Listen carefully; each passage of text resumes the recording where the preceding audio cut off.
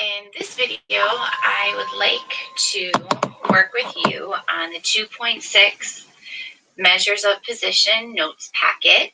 And I kind of got you started here with a general shell where we are looking at the heights of men and women, and I drew a normal distribution, the normal curve. Men have a mean of 69 inches and a standard deviation of 2.8 inches, and women have a mean height of 63.6 inches and a standard deviation of 2.5 inches. And what I would like you to do is go ahead and add 2.8 to the right a whole bunch of times to the men, and then subtract 2.8 inches 4 or 5 times to the left for the men, and then repeat for the women, doing 2.5 inches to the right and then to the left. I would suggest that you pause the video. You can even write down the questions if you want, and then we'll do our notes together. So I'm just going to pause for a second and then show you what you should have.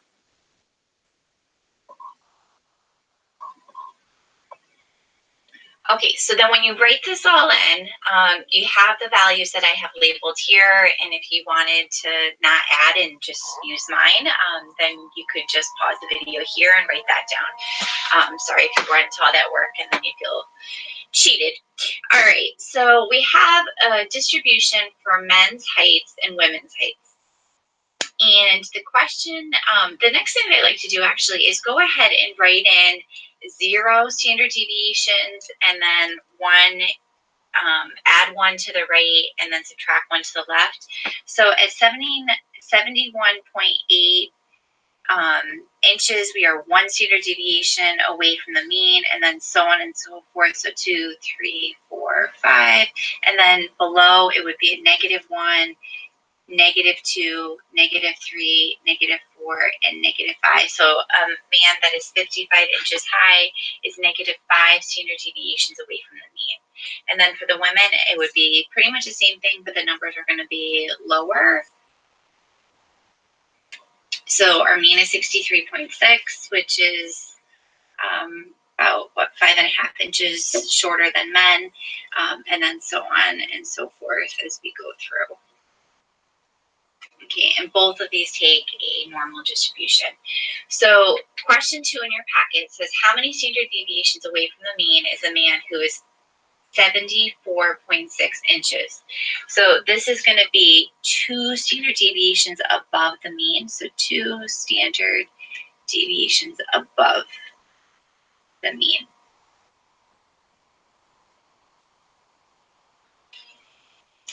Two standard deviations above the mean. All right, and what about a woman who is 56.1 inches? Well, she's over here. So the 74.6 was right here, so it's to the right of the mean.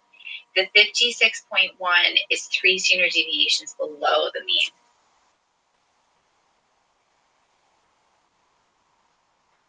Below the mean.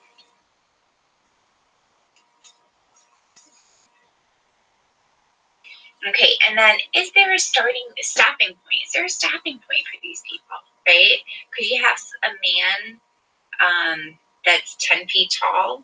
No, you wouldn't. You wouldn't have a woman that's 10 feet tall either, so only in the movie. So we're going to say, yes, there is a stopping point. I believe the other questions were kind of asking you to pull together what I just did at the top. So that's why I kind of skipped around for you guys as we went through. Okay, so now let's take a look at, if you have printed out the packet, great, and we'll look at number 6 and 7. If you're watching The Last Dance right now, my husband is, and I watch it once in a while too. We do like basketball. There's a documentary out about Michael Jordan. So about how many standard deviations away from the men's mean is Michael Jordan, who is 78 inches tall. 70 inches tall. So if you go to the men's, 70 is going to be around here. So we're going to say about 3 standard deviations above the mean.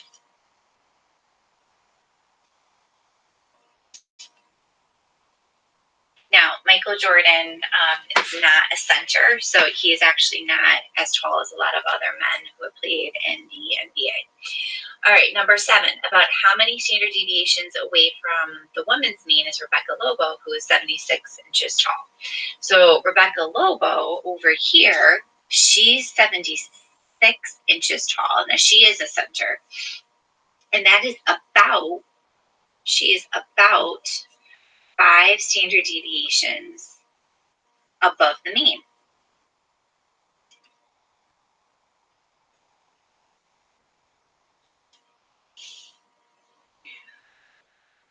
So what we're going to look at is something called a Z-score. So we would really like to compare this data. So I'm going to get rid of this mound for a few minutes, and we can kind of look back at that in a minute. And let's take a look at number 8. What if you didn't already know that a man who is 74.6 inches tall was 2 standard deviations away from the mean? We want to find the distance between the data value and the mean and then divide by the standard deviation. This is our Z-score formula for a normal distribution. So I'm going to say Z-score for a population. Z-score for a population, we're going to have Z equals X sub I, so just the data value, minus the mean or mu divided by the standard deviation. And I'm going to go ahead and box that. And then right below, I'm going to write the Z-score for a sample. Z-score for a sample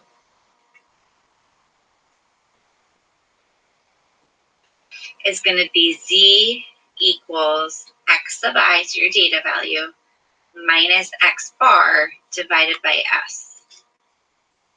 And I'm going to give you a second to write those down, and I am going to go ahead and highlight those.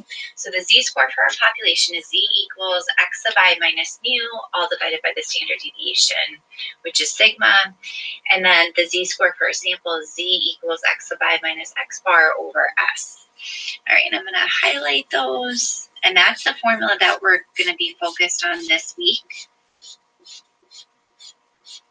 Okay, and this one's sample, and this is population. Okay, so now let's go ahead and do this for a man who is 74.6 inches tall, and a woman who is 56.1 inches tall. Okay, so we'll do kind of general data, and then we'll go ahead and do the Z-score for Michael Jordan and Rebecca Lobo. All right, so for 8A, we're going to have Z equals, the data value is a 74.6. And just a refresher, our mean was 69 for the men with a standard deviation of 2.8. And for the women, our mean was 63.6. Nope, that's not right, that's simple. And then the standard deviation was 2.5. So this should have been a mu. Okay, so we're going to do 74.6 minus our mean, the 69, all divided by our standard deviation of 2.8. The last video, I really struggled with my calculator, so hopefully I do a better job this time. Okay, just be careful, and I always say this, that your numerator needs silent parentheses.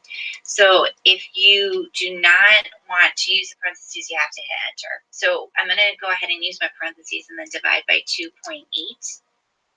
And then I'm getting a Z-score of 2. Okay, so that means I have 2 standard deviations.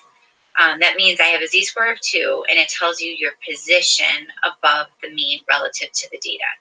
Okay, and now let's go ahead and look at this for a woman who is 56.1 inches tall. So we're going to find our Z-score to get this Z-score position.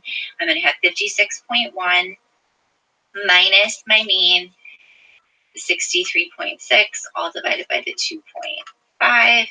Now this is population data, so I'm really just using the population formula twice. And let me show you the other way you could do this in the calculator, because I know some of you are going to be using a cell phone and that sort of thing. So I get 56.1 minus 63.6. I have to hit enter, then divide by 2.5, and you're going to get -3. About half the time you're going to have a negative value, and about half the time you're going to have a positive value. That's because it's a normal distribution. So remember, 50% are above and 50% are below. So it's not uncommon to have a negative value. All right, so what conclusion can you draw based on the sign of the z-score? If the z-score is positive, then the data value is above the mean. If the z-score is positive, then the data value is above the mean. If the z-score is negative, well, guess what? It's going to be pretty much just the opposite. Then the data value is below the mean. So the big idea here is that z-score tells us our position. It tells the position being our keyword, above or below the mean, the position of the data value above or below the mean.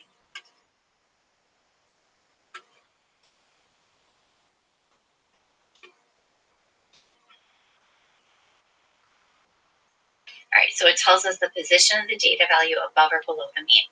All right, so how can we use z-score to compare the relative data in our set? And we want to use Michael Jordan and Rebecca Lobo. Okay, so let's see, MJ is 56 inches, 50. Let me try again. MJ is 78 inches tall. I'd like to take that out of the outtakes of this video. Rebecca Lobo is 76 inches tall. And who is relatively taller and why? So for MJ, our z-score will be the data value of 78 minus 69 divided by 2.8. So his score minus the mean divided by the standard deviation, and you would get 3.214 for your z-score value. And it is above the mean. You expect them both to be above the mean because they're basketball players, so their heights are going to be really tall. Rebecca Lobo, she is 76 inches tall, minus the women's mean of 63.6 divided by 2.5 will give us a z-score of 4.96. So because her z-score is significantly higher than his, or a bit higher than his, we're going to say Rebecca Lobo is relatively taller because her z-score is higher.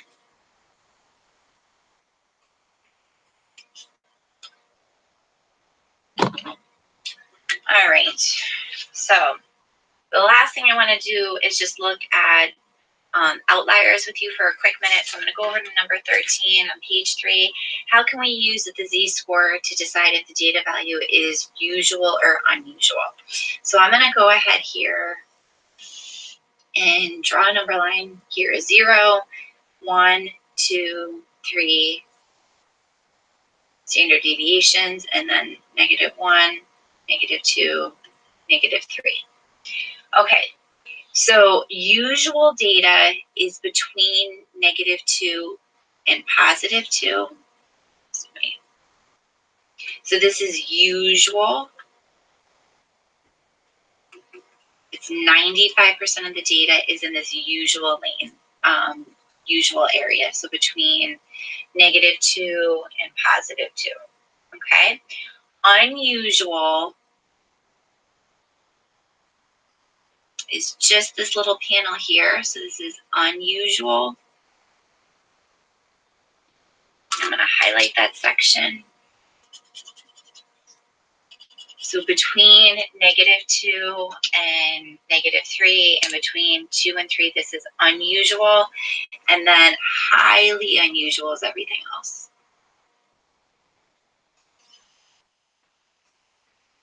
I'm going to sneak that in. Highly unusual.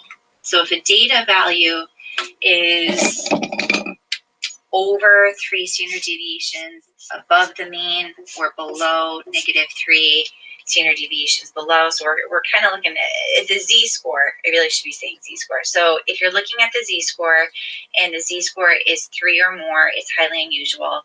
If the z-score is -3 or below, it's also highly unusual. If your z-score is between 2 and 3 or -2 and -3, it's in the unusual range. If your z-score is between -2 and +2, then you are in the usual range.